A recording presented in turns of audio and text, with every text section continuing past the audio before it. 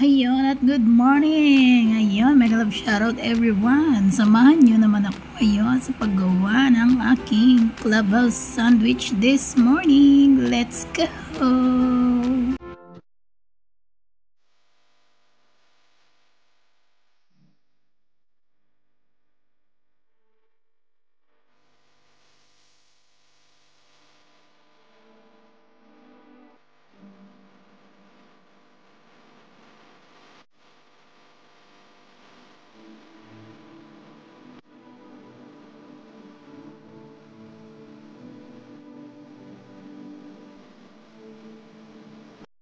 Ayan na nga guys, no, tinost ko na nga ang aking sandwich dahil wala akong toaster pan.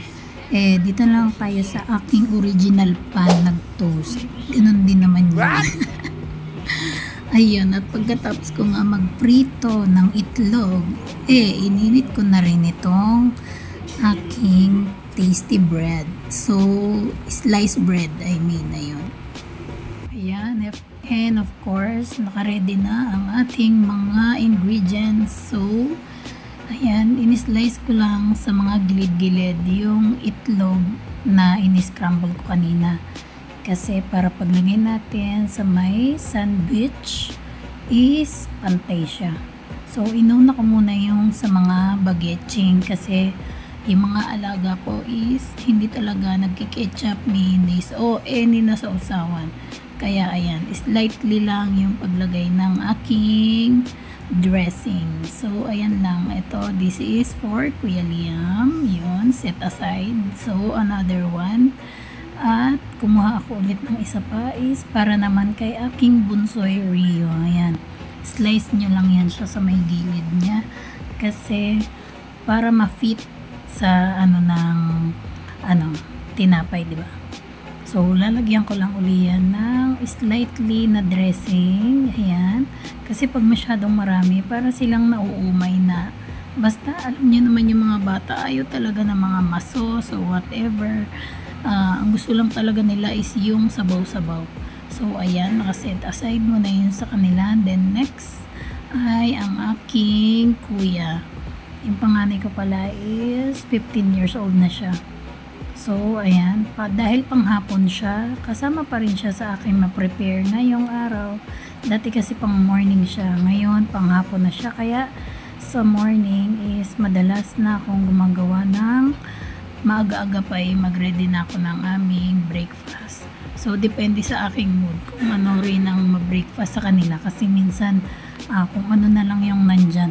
Dahil hindi naman tayo ganong ka-rich, no? Hindi naman tayo ganong kapera na makapag-prepare din na mga masasarap o anumang mga almusal.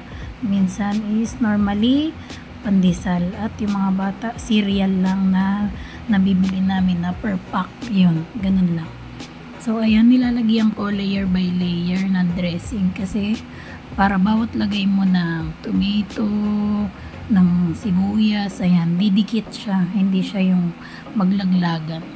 Yan, so itong dressing na to is binili ko sa palengke, no, ano lang, mura lang yan sa palengke. Ano na siya, ganyan na siya, hindi mo na kailangan mag-mix pa ng mayonnaise at ketchup para sa dressing. So bili ka na lang sa palengke, may mga ready-made naman na hindi ka na mahihirapan. Tapos ilagay mo lang sa lagayan mo, meron ka na dyan. So anytime na gusto mong gumawa ng sandwich pang merienda o almusal, ayan, meron kang gagamit. And ayan na nga, lastly, so nilagay ko ang in-slice na egg. No, hindi yan sa sayang, kaya huwag nyo itatapon. Ilagay nyo pa rin yan dyan, di ba? Pandagdag din yan. Tsaka hindi itlog yun, sayang yun, hiniwan nyo yung gilid-gilid, so ilagay mo yan sa pinaka-top na gagawin mong sandwich. So ito na yung last but not the least, ayan ang aking sandwich. So ilalagay ko na yan lahat dyan. Inuna ko lang talaga yung sa mga bata kasi hindi naman ganun ka sa gulay din yung aking anak panganay. So ayan, nilagay ko yung egg, no, bago yung dressing, ilagay yung mga chenenes, ayan. So syempre para sa akin na to, dagdagan at ilagay na talaga natin lahat ng fully loaded na natin yung gulay na mga natitira dyan. Actually, yung mga gulay na yan, yung mga scrap ko yan sa mga pagluluto. Yung mga natitira ko na kamatis, sibuyas, ayan.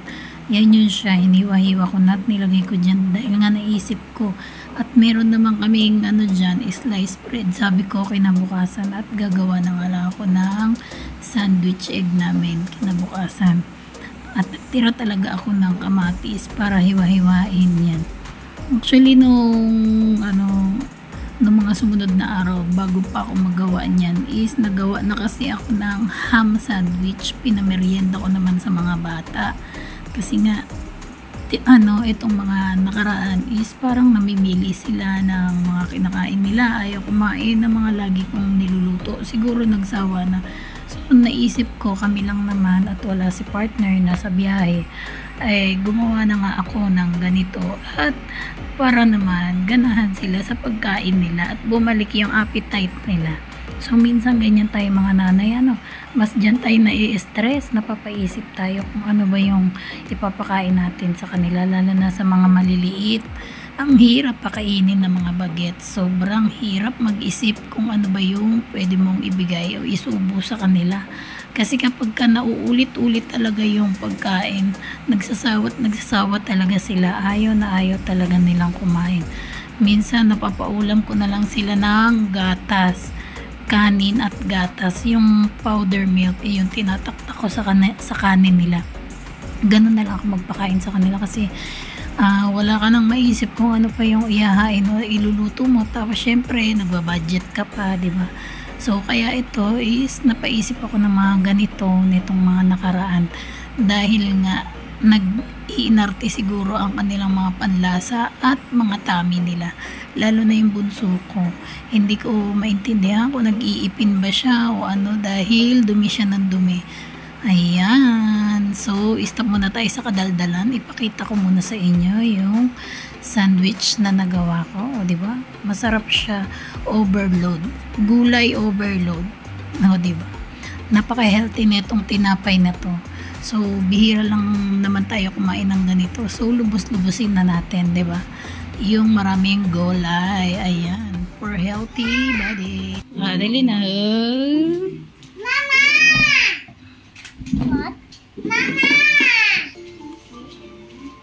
Wow, sarich. Ito naman ang kay Bunso.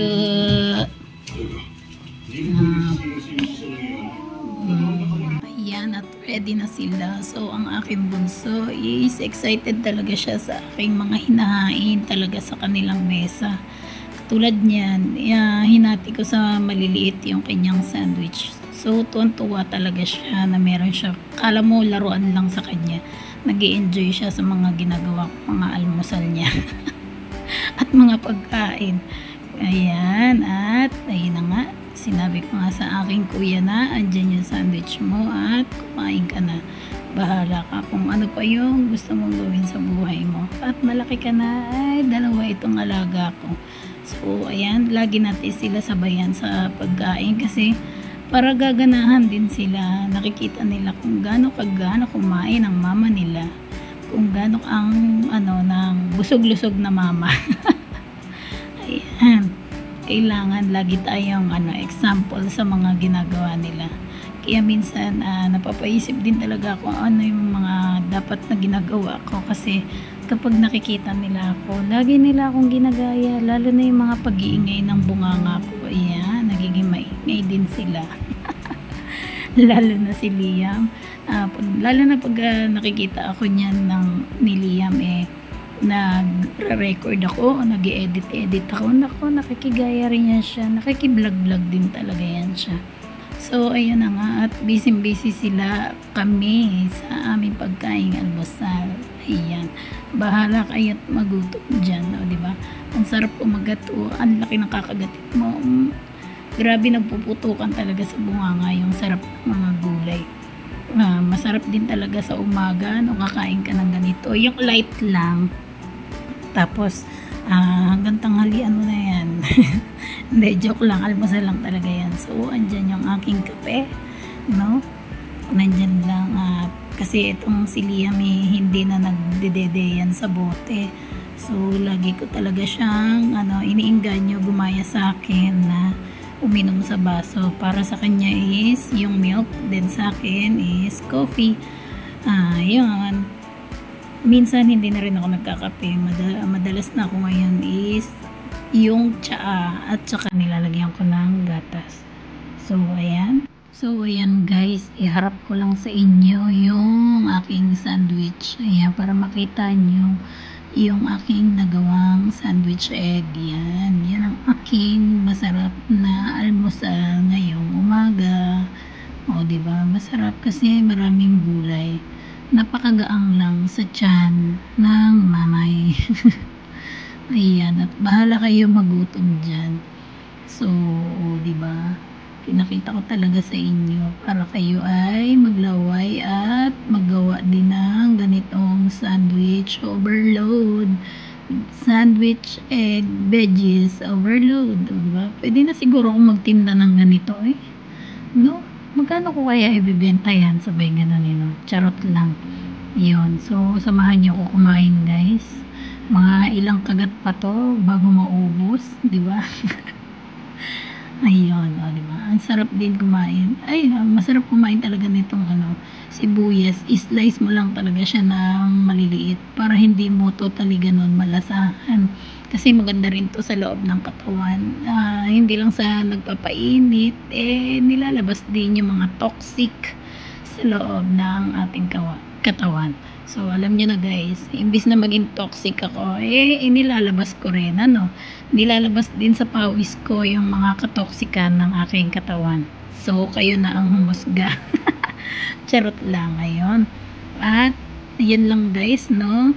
At dito na lang ulit, kita-kita na lang ulit tayo, mata sa mata. Puro na lang ako sa mata. Hindi ko alam bakit ba lagi ko sinasabi yung ganon. Ayun, at maraming salamat sa inyo mga suporta. Ingat-ingat kayo. Ingat-ingat kung saan man tayo ng mga sulok sa mundo. Ayan. At maraming salamat ulit sa inyong lahat at sa malaking pagyakap, suporta. Ayun, sa buong team Bahay Kubo. Yun lang guys, at wala na ako ibang masasabi kundi maraming salamat at naway magsama-sama tayo ng matagal. Ayun lang. Ayun, sa mga hindi pa naka-like, share, subscribe sa aking YouTube channel. So, mag-like, share, subscribe na sa aking YouTube channel. At dito na lang. Maraming salamat sa inyo guys.